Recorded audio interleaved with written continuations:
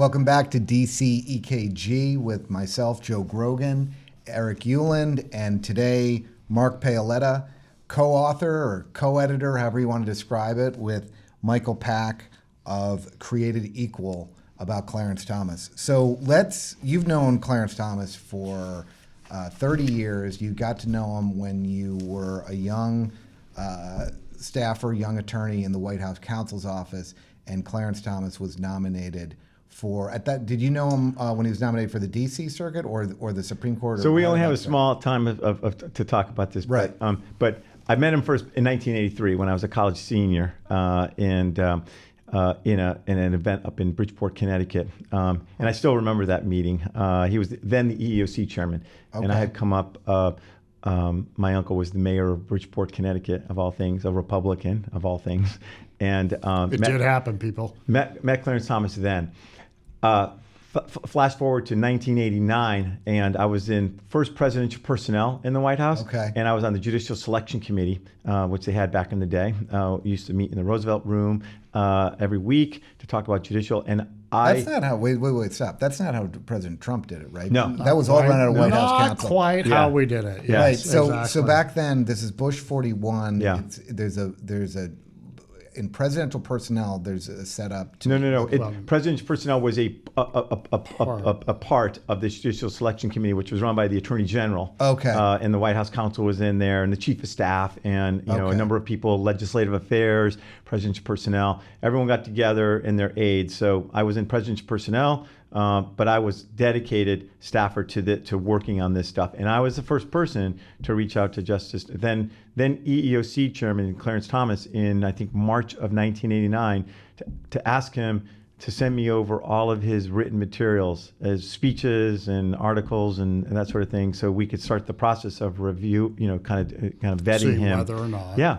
And so, hold on a second, back up. So was that your idea? Mark Paoletta said, "I know this dude. I met him." No. Okay. No. He had been on people's radars. Okay, about, and they had talked to him. But in terms of that first official sort of reach out, it was in I think February, March of 1989. Okay. I still have the letter. I got it from the archives when we were doing Justice Thomas's book, his memoirs. But yeah, I met him then for the DC circuit. Helped on that. He offered me actually a clerkship to the DC circuit at the end of that process. I loved working in the White House, and I remember Justice Thomas saying, and you guys know my personality. He goes, "Mark, I'd love to have you clerk for me, but I want you to understand, it'll be like entering a monastery. It's completely different than it is here." And I went to the White House counsel's office, colleagues, Lee Lieberman, Otis now, and said, yep. I have this offer. I think I should take it. And she said, "If you can come down to the White House counsel's office, would you stay here?" So that was an even better job for me. And so I went down to the counsel's office as a result of that offer from Justice Thomas. And then flash forward to 1991, when he gets picked to be nominated to go on the Supreme Court. I worked on his confirmation 24/7. I became sort of his closest aide during that process and went through that hell, which is what it was, right? And learned, saw this man go through this and stand strong, and it's left a mark on me to this day. Every single day, I'm informed by it. And then shortly after his confirmation, we can talk about that. I was diagnosed with cancer, and in 1992, when I was still in the White House, and Justice Thomas had just obviously gotten through this terrible ordeal. He's on the court. It's his first term, but every single day I was going through my treatment, he called me or came by my house, and to me that was kind of the bond that formed between us. That I was there when he went through hell, and then when I was going through hell, he was there for me. And I have this photo in my basement where my hair grew back after chemo, and it was curly. Strangely, and or maybe not strangely, and he wrote, "Great hair, buddy. We survived." And it's a picture, So that's how I met him. That's how our deep friendship formed, and I've been very close friends with him since then. And it's neat to be somebody who's a dear friend and a hero to me. I mean, I truly think he's our greatest living American. He's our greatest justice. And it's on so many levels. He's the, when you saw Sonia Sotomayor recently talk about how Justice Thomas is the most beloved person in the court, right? He knows everyone is just, I say, from the janitor to the justice, right, to a justice. And he's kind and giving and, when I say fun, he's just a very joyful person and cares about every single person he meets. And when you're his friend, it's even then some. You know what I mean? He's always there for you, your family. He has about 150 former clerks now. And when you talk to those clerks, how he has kind of time in his day, to be a friend to all of these people and more is astonishing to me, even knowing him as well as I do. And certainly in the book, he lays out his process of reviewing cases with his clerks, which just demonstrates anew how much time he is dedicating both to his job and yet his personal life as well and his friends. So let me tell you just a little bit about the book. So the book came out of a follow-on to a movie that was made it came out in 2020, early 2020, called Created Equal, which of the same name, Clarence Thomas in his own words. And that was sort of an effort coming out of what I thought were the continual attacks on Justice Thomas by the left, by the mainstream media, whatever you want to call it, that sought to undermine and smear him for 40 years from the day he came to town and came into the Reagan administration. And I wanted to make a movie that told Justice Thomas's story fairly. So through some friends, I connected up with Michael Pack. And Michael Pack, who's this great documentary filmmaker, he's made about 15 films, all of them on PBS. He was interested in making it. And we were going forward to it. At that point, though, Justice Thomas had not agreed to be interviewed for the film. But after several months and talking to the justice, he agreed to do it. And he ended up sitting down for 25 hours with Michael Pack, one-on-one interviews about his life, right? From being born in the segregated South in 1948 to in utter poverty. Utter poverty. That's the part that people don't truly understand. But he was born in a shack. Right. Walking to and fro school through sewage, raw sewage. Yeah. Working in incredibly tough conditions with, to your point, people who he's working with every day as a kid who are either freed slaves or the sons and daughters of freed slaves. Absolutely. And again, it's born into this, wonderful people, but uneducated, illiterate, right? In terms of being, and he talks about so let me just go back to the movie came out in 2020, right? It was a tremendous success. It was on PBS. It was in movie theaters. I'd urge your listeners to watch it. I sat there for all those interviews, right? 25 hours. And I was helping Michael on it and sort of the research and that sort of stuff. But watching those exchanges and seeing, wow, that's a killer quote. That's a great exchange. All these things that I thought were great that didn't make it into the movie, right? Because you only have 2 hours, right? For a movie, you have 25 hours of tape, and probably in that movie with film clips and all that sort of stuff, you probably have, an hour and a half, maybe at most, hour and 15 minutes. So when the movie was kind of getting done and all this stuff was falling to the cutting room floor, it was killing me. And so as it got near the end, I thought, what better way sort of to get this out and then to make a to make a book. Package up all of I don't want to call them outtakes, right? But the stuff that couldn't get into the film, which really just, so the book is the same thing. It's a chronological discussion of Justice Thomas's life from, as I said, growing up in the segregated South to going into the seminary, falling away from his Catholic faith, or I should say the Catholic Church, and becoming a sort of a real radical, left-wing radical in college, and then coming back to the church and the values of his grandfather. I'll get to his grandfather in a second, and then going on to the Supreme Court. So that's what the book is. It's a book-length interview with Clarence Thomas. I think it's unprecedented for any Supreme Court justice to have sat down for 25 hours on film, and so you really get to know Justice Thomas in this book. So he had So he wrote a great book, My Grandfather's Son. You just mentioned the influence of his grandfather. Talk about that for a moment, the circumstances that brought Justice Thomas to the influence of his grandfather and that lifelong impact that his grandfather's had on him. Yeah, so he was born, in 1948 to a mom who had 3 kids, and she couldn't take care of them. She was a maid working in the South, right? And she was actually living in Savannah, and Clarence and his 2 siblings were living with an aunt in Pinpoint, where the family's from, in Pinpoint, Georgia, which is a little bit outside of Savannah, Georgia, on the water, and so she asks her father to help raise the kids, and so Clarence and his brother Myers, when Clarence is 7 years old, walk. It's 2 blocks ultimately. Clarence is first living in Pinpoint. This shack that he was born in burns down. He goes to live with his mother, who's living in a tenement in Savannah, where is this open sewage, and it's just a horrible. He's sleeping on literally a chair. There's one bed. His younger brother and mom are sleeping in that. Clarence sleeps in a chair, and there's no heat. Okay, so down in the winter in Savannah, it gets cold, and so that's the life he's living until one day he says he walks these 2 blocks. His mother tells him to pack up his belongings into a bag. It's a paper bag. It's filled halfway, he and his brother. That's all of his belongings. And he walks down to his grandfather's home and his grandmother. And that's where he lives for, until he goes off to college. And he called it a palace.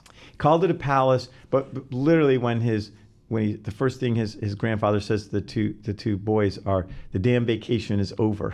It's going to be rules and regulations. And so his grandfather, he calls him, he's a tough disciplinarian, but as Clarence said, love these kids because he got them ready for this tough world, to get them ready, no excuses, do your work, a work ethic, never give in. As his grandfather says, old man Kant is dead. I helped bury him. Yeah, there's a statue, there's a picture in the book for those who can pick up the book of a bust of Clarence's grandfather, and it was given to him by his wife, Ginny Thomas. And right there, the bust of his grandfather, and then underneath it says, old man Kant is dead. I helped bury him.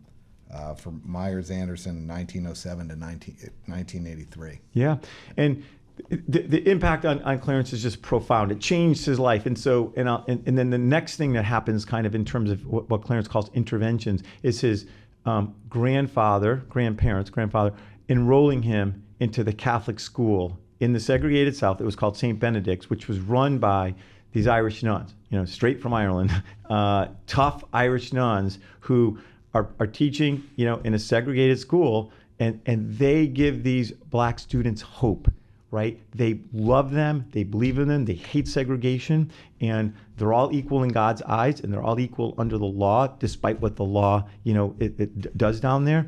And it's those 2 influences that run through Clarence's life to this day, right? When you listen to Clarence Thomas talk about his, the formative influences, it's his grandfather, and it's the nuns. And as you see, there's another photo in this book at the end of Sister Virgilius. There's a number of nuns that had a huge impact on Justice Thomas. Sister Virgilius actually testified. She was a principal and 8th grade teacher, Clarence Thomas's 8th grade teacher, who testified for him during the hearings, the first set of hearings. And again, just to tell you a little bit about this guy. In the 80s, he goes back to seek out his nuns.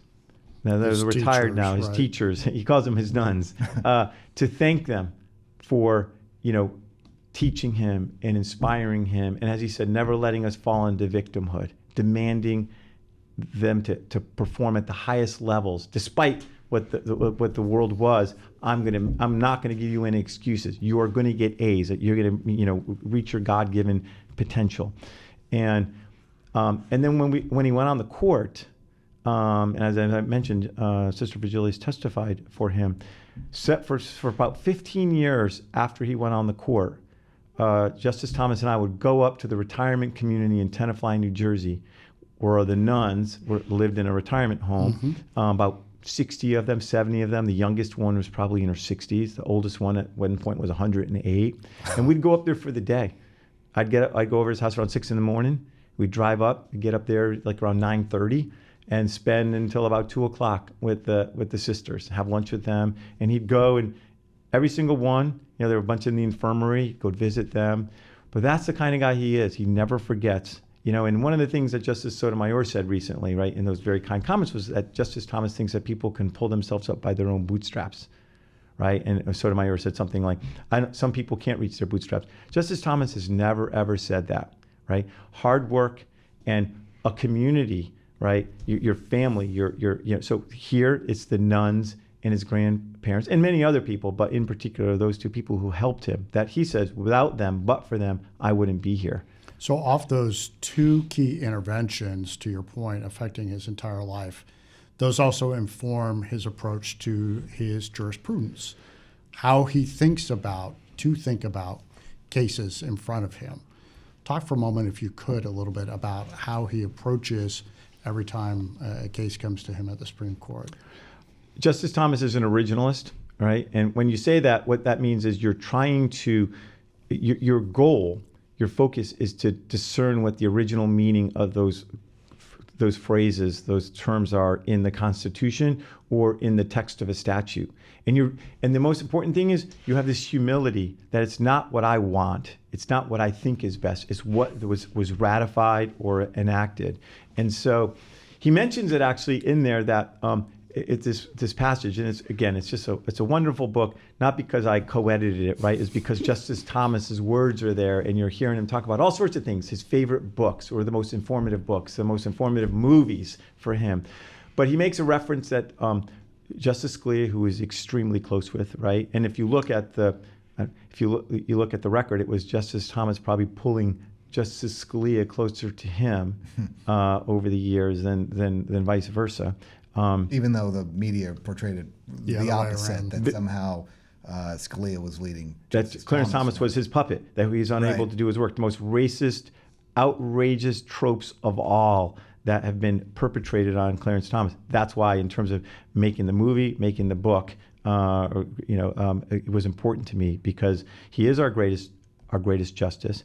And when you look at his impact right now, all of these decisions, Justice Thomas has written, over 700 opinions. He writes the most opinions per year of any justice. Many years it was in the 30s. And when I say 30s, 33 opinions, 35. Some justices like Justice Kagan write 10, 11 on an annual basis. Out of a caseload of around 100, 110, it's actually a little bit low now. It's around 80. But remember, you can write concurrences. And right. And so Justice Thomas has written many, many opinions in dissent, solo dissent sometimes, or concurrences. And all of those opinions now, because he's been doing it for 30 years, and I think he had this project. I'm going to lay out, no matter what, in all different parts of the Constitution as we take up these cases, what, unencumbered by what I'll call precedent is, right? This idea that, you need to stick with what this is. I think, what's been decided. And I think Justice Thomas, in part, I think from his upbringing, right, and what he's been through is that I'm going to go back to the text of the Constitution. Original. I'm going to go back and, thank you very much for this. As I think he says in here, he equates it to, again, he's talking about jazz music and how everyone is supposed to like Hugh Masekela when he was going to Yes. Holy Cross. Now, I'd never heard of Hugh Masekela. I had to look him up. But he's like, everyone's supposed to love Hugh. I didn't have anything against Hugh Masekela. I didn't want to listen to Hugh Masekela. I wanted to listen to, other music. And he says, it's like precedent. Like, everyone thinks this, I'm supposed to stop thinking. Forget that. And that's his approach to judging, which is to be, to look at what the Constitution says and apply it as faithfully as you can, and not to let and I think he thinks it's a corruption of our system to have a judge substitute what he thinks is the right answer, right, or the right policy than what was enacted by the people, right? And so that's his approach to judging. I get almost, in the book, he talks about how his Catholic sort of formation and the process of getting to the right answer informed his judging. Right, which is an important distinction. Some people think, his Catholicism drives his outcome. No, it's how to think about a problem that helps him determine what the answer should be. That's exactly right. And whatever that answer is, he's going to use the process to get there, and not have a preconceived notion of what that result or answer should be. So this, unfortunately, is a terribly truncated conversation, because I think whether it's the oversight or the conversation of your relationship with Clarence Thomas, and the outstanding book for anybody interested in the court, or just an amazing American story that you lay out here with Michael Pack about Justice Thomas. It's been a great discussion, but unfortunately we're out of time, and we'd love to continue the discussion in a future episode down the road. But thank you for listening to DC EKG, and Mark and Eric, thanks for being here. This was great. Thanks for having me. Thanks, Mark. We appreciate it.